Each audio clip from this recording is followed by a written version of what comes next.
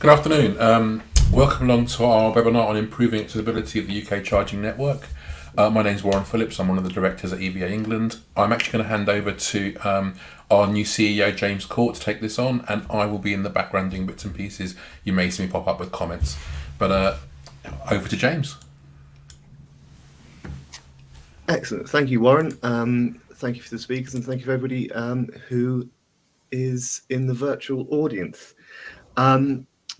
So we have speakers today, and we'll be going over the BSI accessibility consultation, which is a quick turnaround, but due on the 4th. You can put in personal responses and consultations, and hopefully today you can get some more information from our speakers. For us, this is a fantastic opportunity to guide our response and our work on that.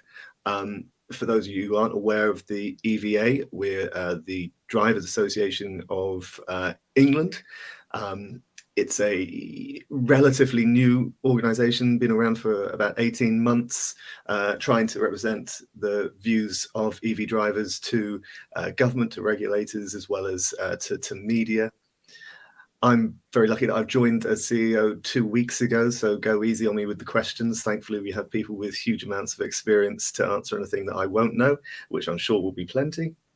For the EVAE, this is a really key issue. I think we saw some of the announcements last week coming from the government on trying to update the charging infrastructure, trying to make it fit for purpose, set down those original rules. If you haven't seen that, we have links on our website, and we can try and point you in the right direction if you are a member. Our newsletter covered it. I think that was a great starting point and helped tick off some of the things that people have been calling for a long time. Easier rules on price, transparency, on roaming. All the things that if you're an EV driver, you know are concerns, and hopefully we will start seeing some real improvements in that area. This is another key one for a huge segment of society, and one that I think if we don't grip now will be ruining for years to come.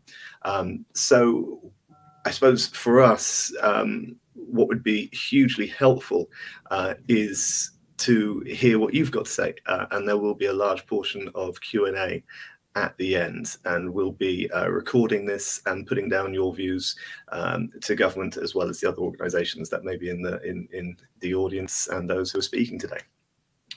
So with that in mind, I'm going to pass over to Amelia, who is Partnerships Manager at Motability, who have done some fantastic work. And if Amelia doesn't plug it, I certainly will. There are some excellent reports on their website, which really go into huge amounts of detail on this and are really quite illuminating.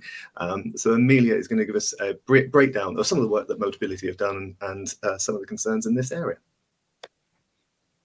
Thanks, James. Hi, everyone. It's great to be here. Hopefully you can hear me over the ambient sound of South London. So just to introduce myself a little bit, I'm Amelia Platoni, and I lead on partnerships at Motability, the national disability charity. And we've been working for the last couple of years to make EV charge points accessible for everyone. And Motability as a charity have a vision to ensure that disabled people are not disadvantaged by poor access to transportation, and they're not left behind on this transition to green energy. If you know Motability, which I'm sure probably most of you do, then you probably know us from the Motability scheme, which the charity oversees, and that's enabled millions of disabled people in the UK to lease a car and enjoy the freedom of mobility. And obviously that puts us in a great position because of this expertise and this reach. We know that 1 in 5 people in the UK report a disability, and almost 1 in 10, almost 10% of new cars in the UK are bought on behalf of disabled people by Motability. So we've got a big sort of market share there. Our burning platform for this is the sale of new petrol and diesel cars in 2030. So we know that there's really robust commercial, but also a social case for ensuring the transition to EVs is really inclusive for disabled drivers and passengers as well. So a little bit of background about where these standards have come from. So our journey in this space began in 2020 and we sponsored some research with disabled people from the Research Institute for Disabled Consumers. And that demonstrated to us the sort of concerning accessibility issues that already existed in EV. Various things, high curbs, heavy cables, inadequate signage, bollards being too narrow, perhaps for those using mobility aids, or interfaces maybe even that haven't been built, sort of considering the needs of partially sighted people, along a sort of whole host of others. And they're sort of, those issues are concerning, obviously, for disabled drivers, but also for the people around them, passengers, pedestrians, and other groups with requirements, you know, families with young children, and elderly people. So once we had completed this card, we continued, and we estimated in 2025 in the UK there'll be probably about 1.3 million drivers or all passengers reliant on that public charging infrastructure. And sort of the reason that we focus on that, the majority that we serve through our team don't have access to that home charging. They might not have a off-road parking space or somewhere suitable for car. And this just hasn't been designed with their needs in mind necessarily. And that means that the uptake of EVs has been sort of relatively limited in disabled people, disabled drivers. So what we're doing with these standards, so we put these together with the help of the Department for Transport and the British Standards Institution, and lots of people across the country, lots of experts, disabled people, disabled groups. And we want to develop accessibility standards sort of across the country, and they should provide industry guidance on sort of a clear definition of what it is to be accessible. And what we're really hoping to get out of today, as James has already said, is to gather those views from people that know what they're speaking about and have experience of that customer journey. So I'm really excited to hear all your feedback. Thanks, James.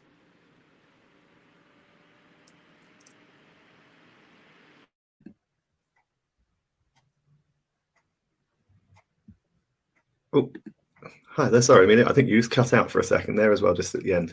Well, thank you for that. And we can put the link to the report, I'm sure, somewhere so people can reference that. It really was an excellent report. Thank you. And now, I'm sure many of you will know Matt has been working in this area for a long time as an advisor on design and regulation in areas such as this. He also has, that's either an immaculate house or a backdrop. And sometimes I'm not sure, and I'm still not sure whether it's a perfect house or a backdrop. But Matt is working on this campaign, has been feeding into it. So he's going to give us a quick overview of what is in scope of this consultation and trying to go into some of the details of that. Matt. Thank you very much, James. It is the tidy corner in the house, I think, is what it's counted as. So yeah, Matt Campbell-Hill. I've been working in advising on the adoption and design and regulation of technologies in highly regulated sectors for quite a number of years. Quite a lot of it was in the medical tech sector. Moved across to the regulator, the MHRA, for a while as a non-executive director, and then for the past few years as well, working as a non-executive director at the DVSA, as many of you will know, the Driving and Vehicle Standards Agency. And again, obviously looking at how we bring in novel technologies, how we adopt them. I am an EV user myself and an owner. Had a Tesla for a number of years, a Model S, and very, very much enjoyed using that. I'm also a wheelchair user. I was a wheelchair athlete for Great Britain for a number of years. And for me, that was a big reason for getting an EV. I was doing so much traveling. I think I was doing something like 800 miles a week, which on diesel, even back then, was kicking up the bit of fuss with the end of the month, wasn't it? But you're looking at your bank account.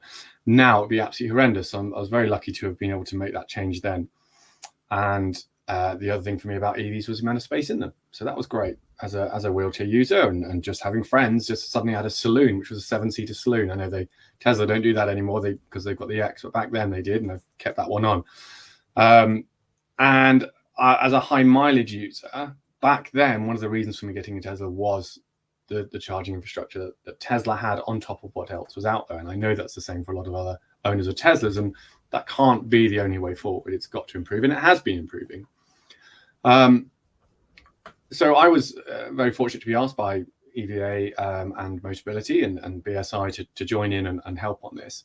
And one of the things I really want to push forward is, yes, today, this piece of work is about accessibility for disabled people.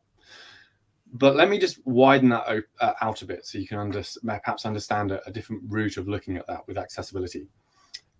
If anyone's ever been to London back in the 80s or the 90s, you remember the big old Route Master buses, and they had those really steep steps. So I wasn't born with a disability. I could run around, and even as a relatively fit and healthy teenager, getting up those Route Master steps is a bit of an effort.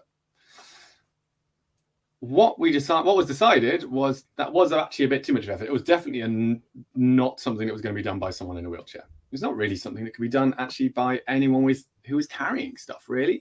Carrying a child, or you've got a child with you, having to lift up a toddler over the steps. And if you're carrying shopping, or if you're just elderly, just a bit more infirm, so you wouldn't be classed as disabled.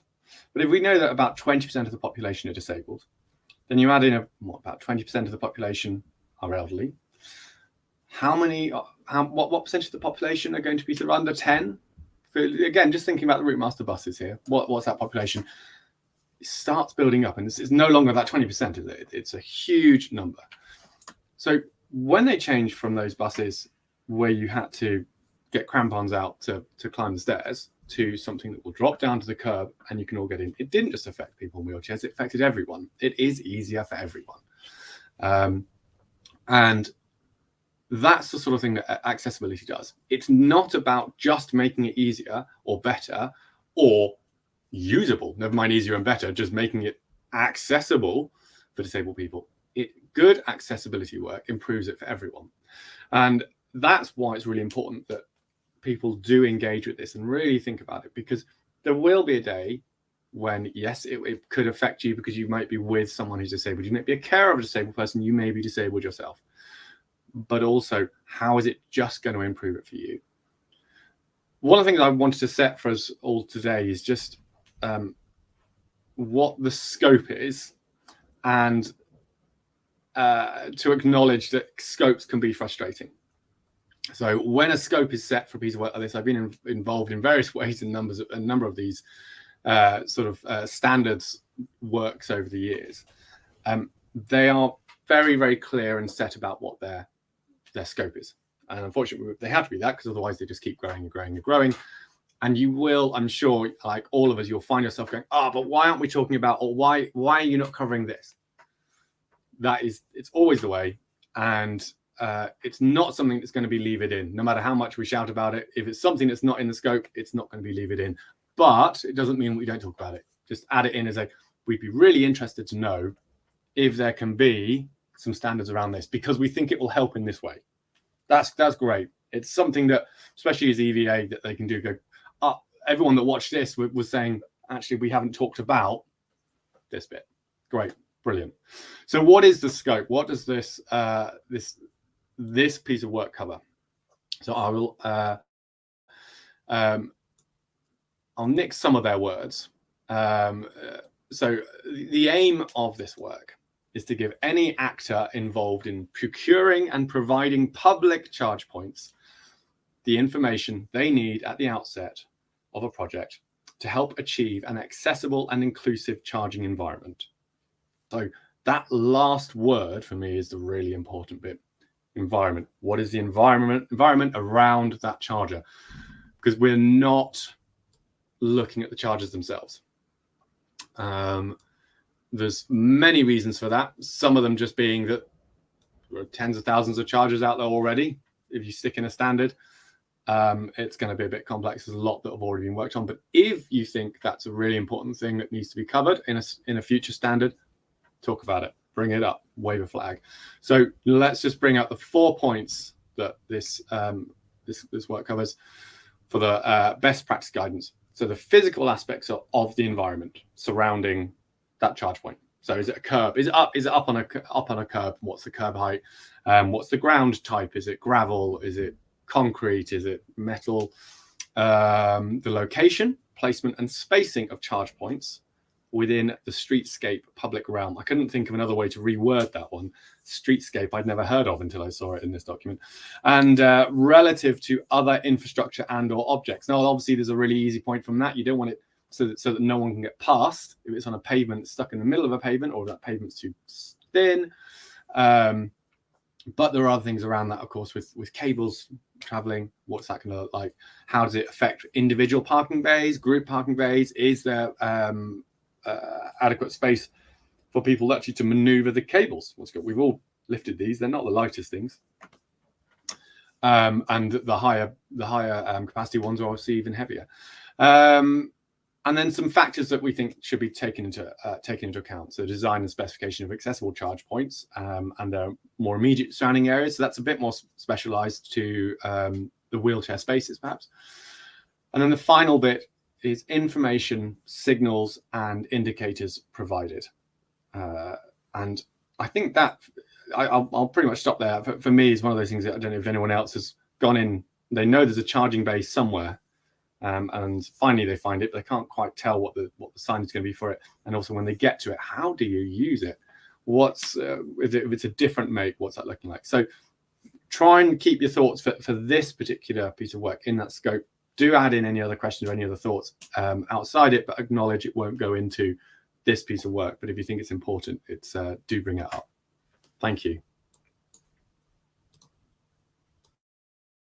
Thank you, Matt. That was really helpful. I'm sure we've got lots of questions coming out after that. Actually, I might quickly ask a question just to frame it. Will this be retrospective? What are the sort of? Is this for all charges going forward from this point? The built environment around it. Sorry, James. Say that again. Obviously there are tens of thousands of charges out there. Will this be retrospective in some aspect, or is it just from charges being put in from now? It's just from future, and it is about procurement. So it's future procurement. Obviously, if you own a site and you've got a load of charges in, to some extent, I would expect the market to decide if other sites around you are using more accessible chargers, and you're probably going to want to change. And it would be good practice as and when you get to it. But I wouldn't imagine people being enforced to change anything that's already there. Excellent. Thank you, Matt.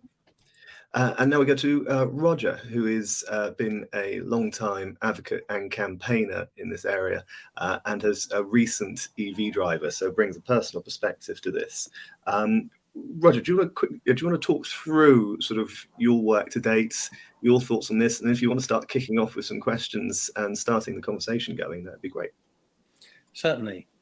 Well, I've been a disabled driver since 1974, and I've watched the transition of government acknowledgement and assistance. I was issued with a three-wheeler, those light blue Invacars back in the day. And then I saw the introduction of disabled parking spaces, blue badges or orange badges as they were in the day. And then I was one of the first to have a Motability car in 1978. So I've got personal experience of seeing how things can be changed when there's a will and when there's a knowledge and, the spotlight is on the correct people. My personal introduction to EVs was by accident, really. In December, I went to buy a new car through Motability, and by accident, I happened to see a Mini electric, and I was really, really fascinated by the whole thing. And after a test drive and the salesman explaining to me all the qualities of the EV, I made a quick decision, and then I got the EV. I hadn't given much thought to the how was I going to charge it part of the scenario.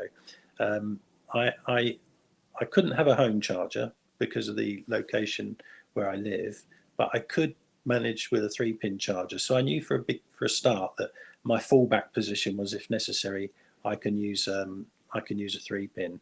And then I knew that there was an Instavolt in a Starbucks just 4 miles away from me, so therefore everything must be okay. I then, began to build up some miles and some experience, and suddenly realised these majority of these units were just not physically accessible to me. I'm lucky in that I have my wife who's with me most of the time, and where I couldn't actually do the charging, then obviously she was able to do that. But I was running my own YouTube channel, Warner's Wheeling About, which was basically blogging my travels and my escapades. And so naturally I started to make videos about this problem. And I belong to quite a lot of Facebook groups, Motability groups, disabled driver groups, and now EV car groups. And there was a very quick and enthusiastic response from people to learn more about the problems and what they might be facing. There's a huge community of disabled drivers out there that know come 2030 they're not going to be able to buy an ICE car anymore, and they're going to have no choice but to go to an EV. And the fears that they have is, first of all, that the choice of EVs and the price of EVs are pretty intimidating. And then obviously add to that how they're going to charge it.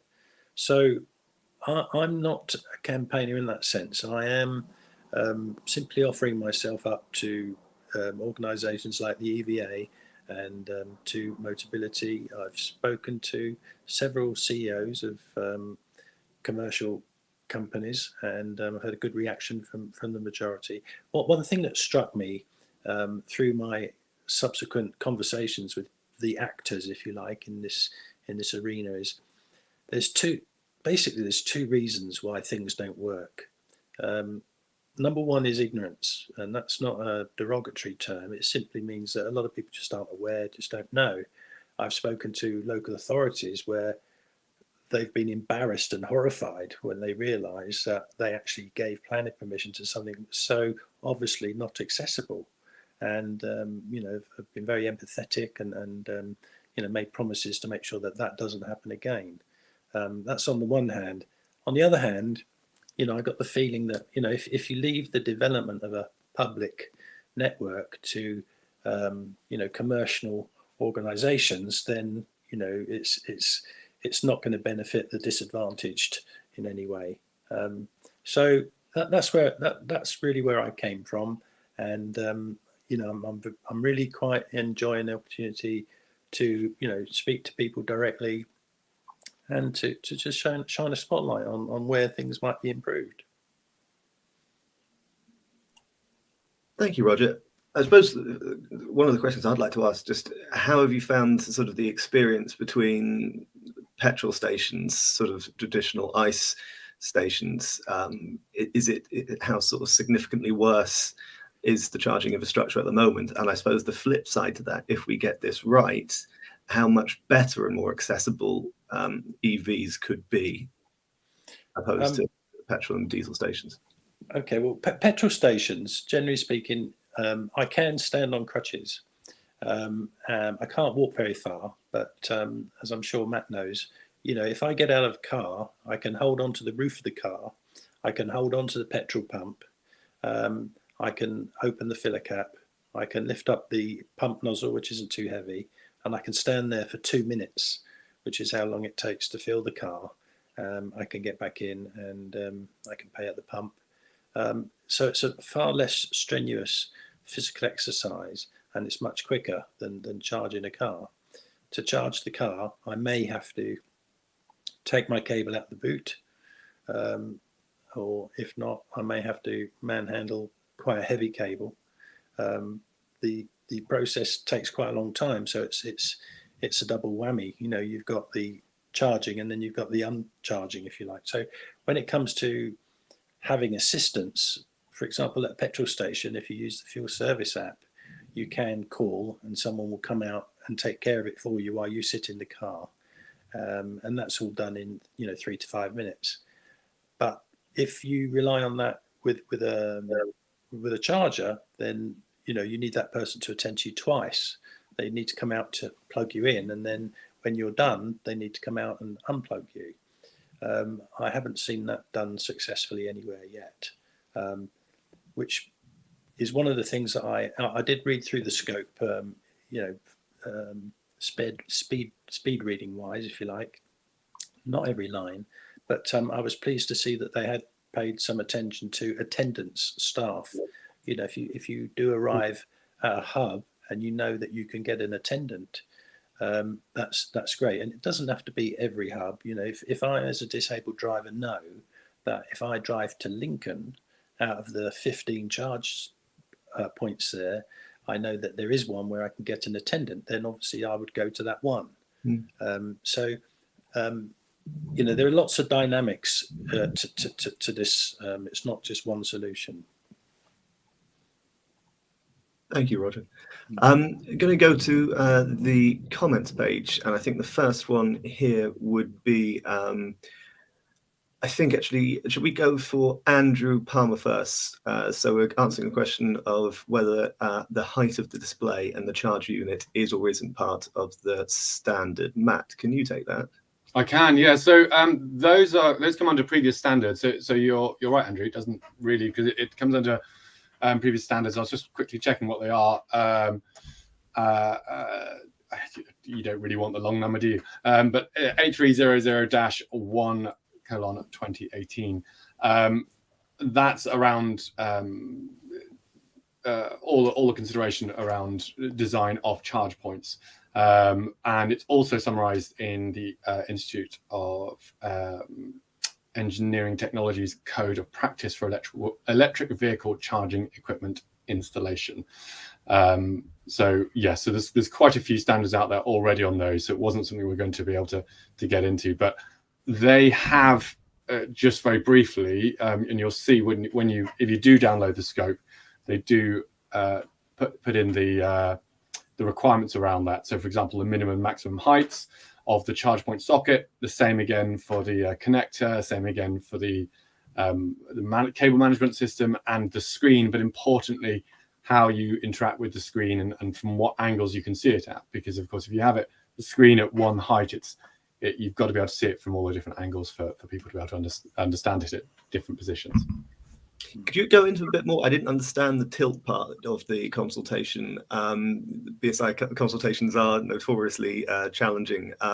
What was the tilt work and the kind of the views they're taking on that and what they've outlined? Could you quickly go through that? It's really, again, that, from my understanding, that still sits within the previous standards that we're just talking about, so the other standards. And it's about, if you've got a screen which sits, or you've got something else that, it's whether you're connecting, how does it tilt so you can move it? Because if you're seated, or if you are below 5 foot, or you're above 8 foot, being able to see and interact with things that are fixed doesn't help. So one of the problems that I have, for example, is with the Tesla chargers, just getting them back into the holder properly. But it's not just me that has that problem. A lot of people do, because it's a solid fixture, and if you don't get the angle quite right, then you're not going to get it. The problem is those cables, as I said before, are quite heavy. So if you're already reaching and you're leaning and you're trying to get this, it becomes really, really difficult. So the conversations have been around how you interact with something, but you've still got to bear in mind that previous standards have already been set. Thank you, Matt. I'm just asking, I suppose, this is John Rogers, who's looking for information to pass on to driving instructors teaching disabled people. Amelia, have you got anything on hand, or is that an area that Motability have looked at, or somewhere that you can signpost for John? Yeah, that's absolutely an area that our operations side are looking at, and I'll look into that, and I can feed something back through you, James, if that's okay. Yeah, that would be great. If John wants to pass on his detail, I don't know if there is a way of DMing Warren, who's doing a magnificent job behind the scenes, and we can try and get the information to you, John.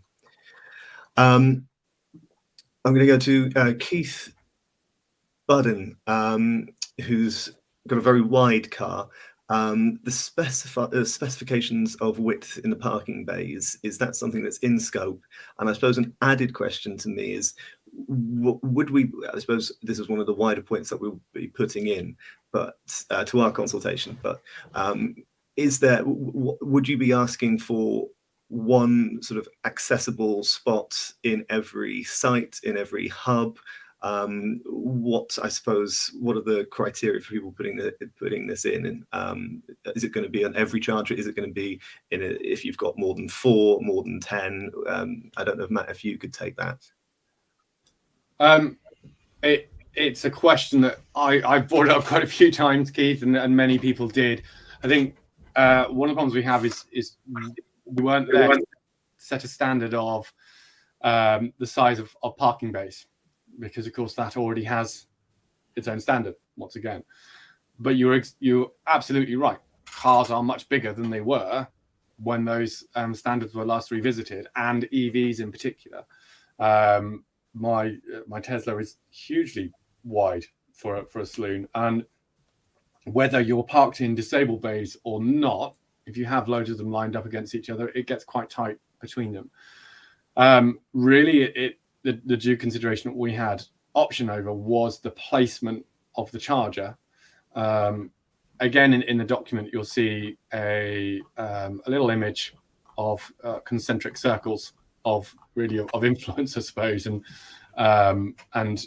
the priority we have over that influence. So it's where the physical charge point is, and then its placement, and then widened out, but unable to affect the space itself. To your questions, James, that there are legal requirements when you are building and actually this is probably more going to be for you, Amelia, isn't it? The physical requirements as to how many spaces you make available or accessible in any set parking area. So it doesn't really come into this, but what we did discuss didn't really get resolved in my mind as yet, is what do you do about having wheelchair only or disabled access only, blue badge only charging points? And that's a more difficult one. That's a very long conversation, especially at the moment with a limited access. So it's much more about how you make it all accessible and you improve the accessibility. Coming back to what I was saying about the buses, rather than limiting it and really tying it down, how do you make it accessible for everyone, but really focusing on making sure it's accessible for those who need it the most? Thank you, Matt. Amelia, do you want to come in on that? I know that there was something that gets raised a lot with your work, is that you can either be disabled or an EV driver. You can't be both. It doesn't seem to come into people's minds. So this is an area you've covered. Yeah, so the sort of prescription of the number of bays and the relation to the number of blue badge parking bays is not something that's in the scope of this standard. It is about the built environment and the design of the charge point itself, but it's absolutely something that we're speaking to councils and sort of various other planning authorities and people that are involved in this process to try and understand. Obviously, as Motability, we hold a lot of data to do with disabled drivers and how they're using their cars and their EVs. We're slightly hampered by the fact that it's a bit of a vicious cycle at the moment, that there is not many EVAE drivers because the infrastructure is not quite there yet, which means that people don't want to get an EVAE. So it's a little bit of a cycle there. But we have that information and we're sort of working to understand usage and how that might change in the future as well. Thank you. Now, Jade, I'm afraid I don't even know where to start on this question. Matt, could you, I suppose, firstly explain to people like me what that means, and secondly, I suppose, answer Jade's question. So my interpretation, Jade, please tell me if I've got it wrong, is looking at different types of charging systems, for example, wireless charging systems. So if I'm getting it wrong, Jade, then please let me know. Or some of the robotic systems. You got an idea? Yeah, I suspect this is to do more with the Tesla system, where with the Tesla you can just plug in and it starts charging automatically. And so, does this cover plug and charge on other systems? I know GridServe have announced something, and there's some other people have announced it. So that's what I'm pretty sure that's what I think it is. That makes sense. I mean, it's not really, because it doesn't. It's not about the space. That's about the charger itself, and really that's about a company offer, isn't it? It's how individual organizations are choosing to do it. For me, the Tesla plug and charge, and now I say it like that, makes total sense to what you're saying. Sorry, Jade. Yeah, it is great, isn't it? It stops you hanging around in the cold and the rain trying to work out how to pay. And I do believe it's a pretty simple thing for organizations to do. They just have to decide to want to do it, but it's not something that's in a standard. Thank you for that. It feels like space is going to come up and again and again and again, and it appears to be, I suppose, the top issue. And this is a good hook, as Matt said.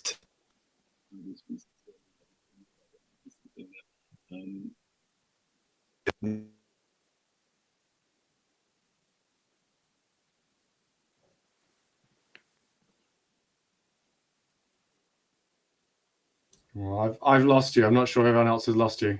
We all lost you. We lost you a sec. Yeah, I can't hear I'll you. just check all our microphones off. Okay. James, I think you've disappeared from the stream. We can't hear you anymore. Can you check your headphones?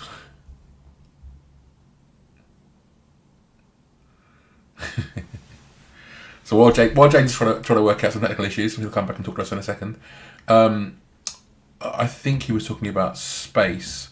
So actually, I have something, and actually, me and Roger had a conversation about this last night, and it goes back to the nominated spaces in the car park thing we were talking about, and spaces in general.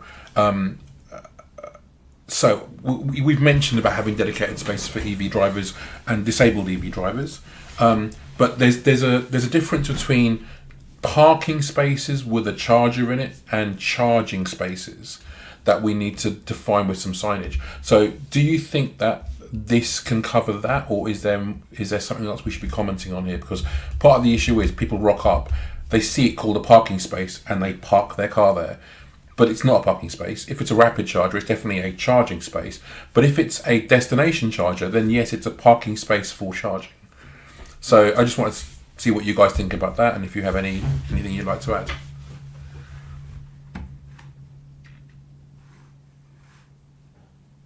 I can see nodding. Who wants to go first? I'm not going to jump in first again. I feel like I'm talking all the time. I think Roger should jump in first, because me and Roger had a discussion about this last night. I know Roger's got some opinions. Okay, well, thanks, Warren. Yes, for me, parking spaces 50% of the access issue. I mean, managing the actual unit itself is no good if you can't park your car or get out of your car. So, without the parking space, there is no charge going to happen. So, if that's not a part of the scope, then it should be. And in my opinion, if we're talking about equality, then every charging space should be accessible. It's not about how many of them shall we make available to disabled people. It should be that, like Matt said, with the buses, if you make it, sensibly accessible for all types of people, then it's going to benefit everybody. So I think there's something, like Warren said, in the language here. If you call it a parking space, people will park in it. So if it's not a parking space, if it's for charging a vehicle, then I think it should be called a charging space or a charging bay, so as to avoid any confusion, in my opinion. And then, when the charge is done, the car is moved.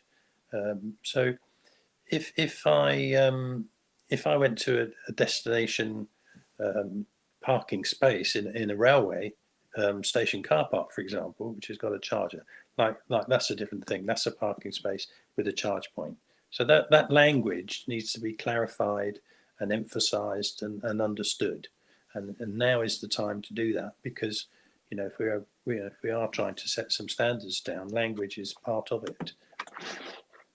So for me, I think that's more about enforcement. It's not about the design of the space. So if it's a charge space, rapid charger, as you say, there's an expectation that you are going to charge and you are going to move to give availability to others. Now,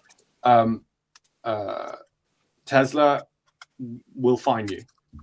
You are plugged into a Tesla. If you're a Tesla driver and you're plugged in, you're charging, and you stay over what you're allowed to charge. So rapid use, high usage areas now, they're limiting it to 80% charge, where they know there's a lot of people in that area wanting to use a charger. They're limiting it. If you stay over after about 5 minutes, you get charged and you get fined.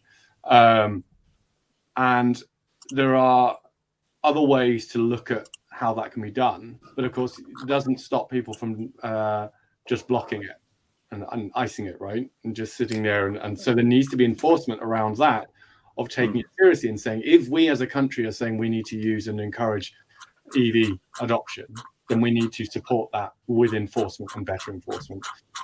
With regards to parking spaces with active chargers, I think looking at this document, for me, I don't think there's any reason that if you are opening up you're going to set up this system, that you wouldn't really look carefully and say, well, why should only a small proportion of my spaces look like this and the rest be something else? Surely I'd want it to be as good as possible for the rest of it. But that does mean you have to see accessibility in that more holistic viewpoint of going, this will be good for everyone.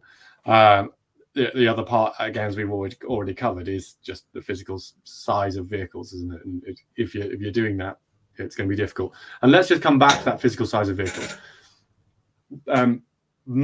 Baby and toddler spaces, they call them mother and child spaces, but of course it could be anyone that's taking someone out, have that extra space that a wheelchair space has. Well, how many people are going to supermarkets or others and taking a child with them? Or they've got big bags of shopping, or they've got all the sort of things that make it difficult to go down a narrow space between vehicles. So if we are able to open up that space a bit in general, that's good. But again, that doesn't come under the scope, because it's not about the charging. That's about general approaches to parking and how we do that. So I think there's little bits that we've got to try and focus on what we've got, but then raise that flag, as I say, if we think it needs changing. Yeah, but that's confusing parking with charging again. Well, yes, exactly right. And my point being is, if that's that wider part, isn't it? Of going, do you want to? If that's just something you want to wave your flag about and go, yeah, we need to deal with this, then great. But it's out of scope with this. It's the accessibility of the charging itself gets a bit more nuanced, don't you think? Like I say, if I go to if I go to a charge like I did in Retford the other day, park my car and go to the market, come back, and another car's parked next to me, I can't get in my car. And if I'm in my wheelchair and it's raining and he's going to be sitting there for 90 minutes, I've got to sit there in my wheelchair in the rain, because the charger was quite accessible, but the parking space was too small. So this scope isn't wide enough if it doesn't cover that. So I think that's a great point, and it's a great example. It's one we've looked at as well. I think it's where you get that part of, if you are providing a charger, should you be looking at that extra space to make it accessible? If our objective is to make all these chargers accessible to people that may need to use a wheelchair, then there needs to be some legislation over the companies that operate these chargers, under the Equalities Act, that makes them usable. It's regulations and law that's already in place. Amelia, do you want to quickly just, I mean, you touched on it earlier about some of the work you've done on space and the work you've done with local councils and others. Do you want to go into a little bit more depth on that, and maybe people can sort of help sort of campaigners and help us know where we should be directing our attention on the issue of space? Yeah, absolutely. So bailiwicks are in scope in the best practice. The question around sort of how many parking spaces should be decided is what is out of scope. In terms of what is covered by the Equalities Act, it obviously does depend on the sort of environment that the charges are being put into and who's providing them. An employer or a private landlord would be subject to those Equalities Act clauses, but bringing the Equalities Act in, it's sort of it is so vague. It just says reasonable adjustments, and the standards are here to hopefully provide a little bit more colour and a bit more flesh to that, and what a reasonable adjustment and what accessibility looks like.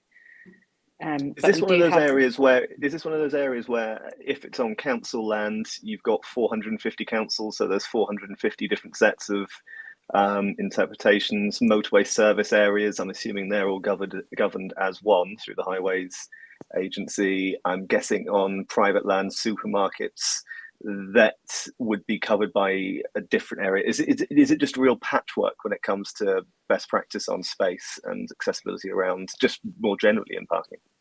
Yeah, absolutely, and there's a massive variation in councils between the sort of level of thinking they've done into this. So some councils have a sort of specific EV person and a specific accessibility person to work on this, and others just don't have the sort of expertise or the capability or probably the capacity either.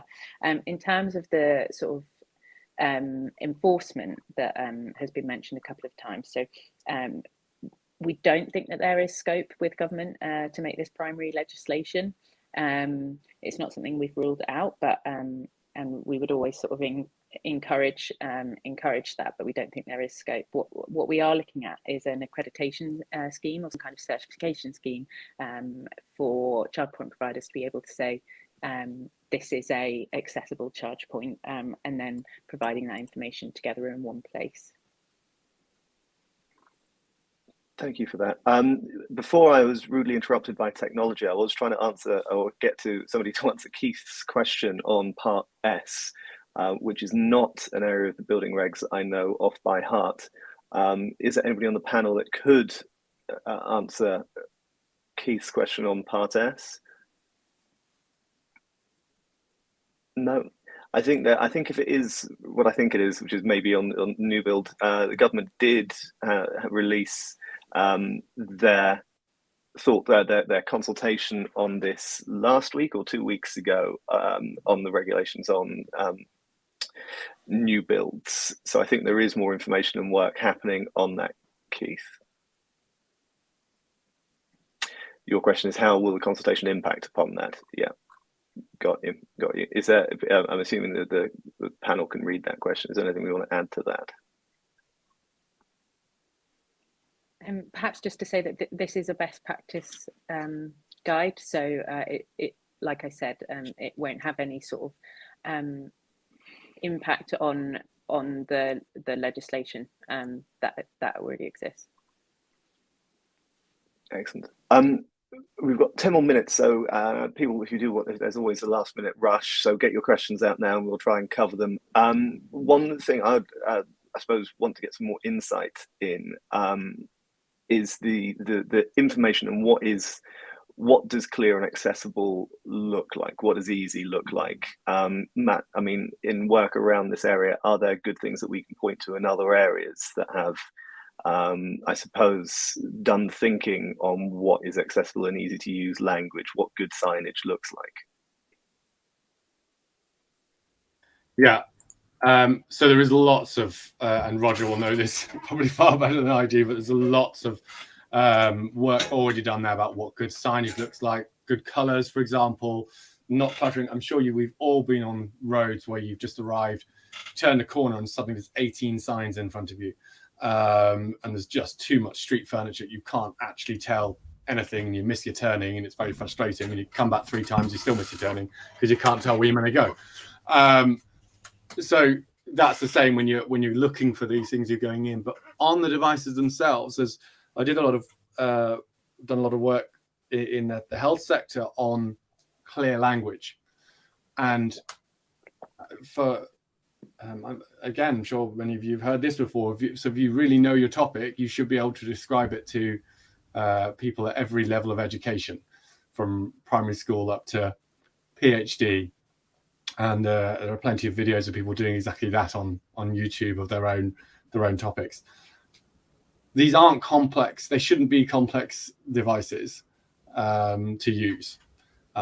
So I have, when I've not used the Tesla network, I found it very frustrating when I've been sat in my chair and it's raining or just freezing cold, and you're trying to work out what app you need to download as well as what card you can use, but then that won't work. And the ones where they say you have to use an app and you've got 1 bar of signal, you just think, well, what was the point of that? So we don't unfortunately come into that on our scope. I think it's very frustrating, but that is an industry, that's a core industry requirement, really. If you want to sell something, you need to make sure people can buy it. What we're trying to do is make sure that they have the opportunity to do so. And actually, I want to come back to what Roger was saying earlier about the true accessibility around a lot of things and how frustrating it is, because I do agree. And in a way, but part of the frustration for me is the lack of teeth if people aren't complying. So if you go to a shop and there are no, it's just up 5 steps or whatever, and they'll say, well, it's only 5 steps or whatever. Doesn't matter. If you can't get up those 5 steps, you can't get up those 5 steps. But the police will have known that.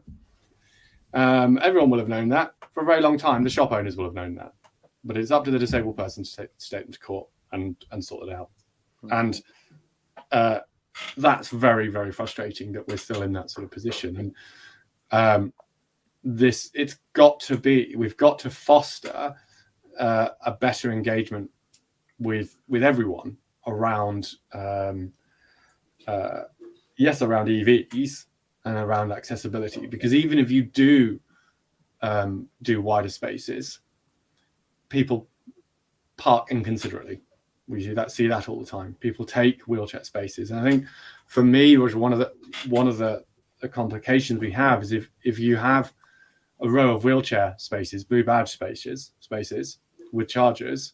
Let's say you've got 3 there, and you've got 3 spaces next to it which aren't, but also have chargers. But then you have 5 people waiting for chargers, none of whom are blue badge users. What do? And that becomes really problematic, because whilst we're improving accessibility for the disabled, we're actually dropping the accessibility for others. And we don't want to get into a position where people feel it's okay to park in a accessible bay, which is really reserved for blue badge users, because, well, there's no one here using a charger, so I'm going to do this. And then it's already an issue that people do it. So we've got to work out another way around that. I don't disagree. What would you suggest with that? Would it be? Is it etiquette? Is it common sense? Yeah. Would you be against if you found someone? Would you be against it if someone was charging, but they knew they were in a reserved bay, if they were in their car and they were ready to pull out, or does that just become too inconvenient and you get to it? That's just. I mean, it's not a bay they should be in. It's the same as parking in someone's private bay. So if someone, if they do not have the right to use that bay, they shouldn't be using that bay. That's the fact that it has a charge point doesn't matter. It wouldn't matter if it had a coffee machine free with it. If they don't have the right to use that bay, they don't have the right to use that bay. And so what you've got to try and do is work out, okay, when you're putting charge points in, bearing in mind you've got a set amount of bays, you've got a set amount which are going to be wheelchair accessible bays, you've got are you providing an equal access? Now, if, for example, so the way I would see it, if you're saying, okay, I have 100 bays in my car park, of which 20 are disabled access, I am going to provide 10% EV charging. Then I should provide 10% across all of that. So I should provide 2 wheelchair accessible bays and 8 across the rest. That's how I would start looking at it. That's equality, but it doesn't make it improved. I think down the line there are lots of options for us to look at how we work with vehicles, and as driverless tech comes in, over the next 8 years, vehicles going off and getting to positions to charge themselves, that will be great. As we look at wireless, that's going to be great. But at the moment, looking at what we've got in front of us, it's about ensuring that we get a minimum standard, and the minimum standard is not the ideal. It never can be, but it's about making sure that when you turn up to a parking space, you have the option of getting a charger. Again, let's go back to not being a wheelchair user. Let's go back to being, it's just, you're not as strong as a 6'4" guy trying to lift a cable from an awkward angle. How are you going to do that if the curb it's on is 1.5 feet high? So it's already at a very, very weird angle. I think there's lots of that where this is starting from, and just saying, can we please pay some attention to what you're doing? Because you're not gonna get rid of it all. You're not gonna solve that parking issue. It doesn't matter if you're in a wheelchair or not. People park inconsiderately, and they will stop people from getting into their car. If people are going to act badly about it, that's difficult. So if you are ever in a situation where you can't get into your car, it doesn't matter if you're in a wheelchair or not. If there is a person sitting in their car stopping you from getting in, I would expect to be able to say, hi, can you move your car a second so I can get in and go? And if we can't do that, that's difficult. And we can't always do that. We can't. You might find in the future that disabled people that have had experience like I have of being effectively locked out of my car, not because of people parking illegally or inconsiderately, just parking in the designated space, you might find that just park in 2 spaces, make sure that you've got plenty of room to get out of your chair, and then the able-bodied person will be the one that is lacking access to the charger, and that might actually begin to raise tension on that side of the fence that the parking spaces are too small, which is the problem. I think, Matt, what you're saying is, should we allocate 10% for disabled people, or 20%, or whatever that figure is? My argument is, if you make all the bays accessible, and that doesn't mean disabled parking spaces, I mean just make the bays wide enough that anybody can use any bay and anybody can access with a wheelchair or with a pushchair or with a walking frame or whatever, then nobody's taking anybody's space. I don't think blue badge people should be given priority. They need to be given access, and that's the point. And I don't disagree with you from the point of view of what I was saying earlier. Bays are not the standard size of a parking bay is not usable with modern vehicles. No, they were legislated. Yeah. They were legislated when cars were 1.5 meters exactly wide. Right. Exactly the new EVs are over 2 meters wide. Yeah. So it's no good saying, well, these are the spaces that we've got to deal with. I've only got 100 parking spaces in my car park. Change it, because they're too small. They need to be 80 spaces that can accommodate modern cars. I don't disagree with you. I don't disagree with you that we need a different approach to, or we need to review. It needs to be reviewed. The sizing on parking bays, because it's done to a minimum, isn't it? And that's set on. You said it's set on the 1980s, I think, wasn't it? But guys, this is unfortunately this is fascinating. This is a fascinating conversation. I could easily listen to this, and there are so many more issues I'd like to delve into. I'm sure this won't be the last time EVA England cover this topic, and it'd be great to have you all back again. I suppose, especially after these consultations are through, because it feels like this isn't exactly a starting point, and it's definitely not the finishing spot. There is still a lot more work to be done in this area.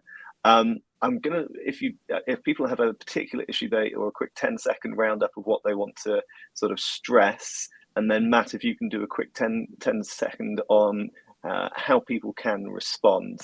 This will be the last thing from me, but if people do have questions, if people do want to put their views forward to the EVA, if you're a member, please email myself or put it through to info.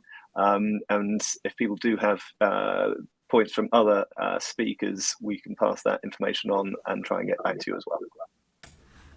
Roger, Roger, Amelia, Matt, is there anything you quickly want to wrap up? If not, Matt, detail how to respond. I would just like to encourage everyone to have a look at the document, and particularly on the cover page, there's some details on the scope, so what is and isn't in scope, particularly about planning policy and parking permissions, and just a couple of the next steps that we're going to take to do with that. So I'd really encourage everyone to have a look at that.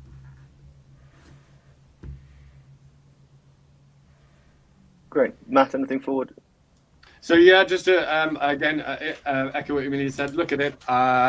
Skip through the bits that look too boring to read through, but do read as much, and then go on to the BSI. It will take you through within BSI how to respond. You do have to sign in and log in, register, but it's a free registration. It just lets them know what's going on. And if you are, whether or not you're an EVA driver now, or you're interested in being an EVA driver, or you're just looking at what's going on, I would suggest that you join EVA England. So contact Warren Phillips, obviously, via the link to move on there, for more of this sort of content and interaction, because all of these things we're talking about, doing more standards, more interaction, this is where you get to have that voice rather than just you're feeling like you're by yourself. You'd be part of a community. Yeah, I completely agree. This is an excellent example of how, we are making progress, and things will only improve if there's more people engaged in this manner. Fantastic. Thank you, Roger. Warner's Wheeling About is your YouTube page, so I will be logging on to that. I'm sure other people will too. Thank you for everybody participating. Sorry we've run a little bit over. It's been a really interesting conversation. I hope you had a good lunchtime and have a great rest of the day. Thank you, everyone. Again, I just want to say, and look out for us at Fully Charged. If you guys are going to be there, it'd be great to see you, and come and talk to us. And definitely, whatever you do, take time to have a think about this and respond. It's really important. Thank you so much.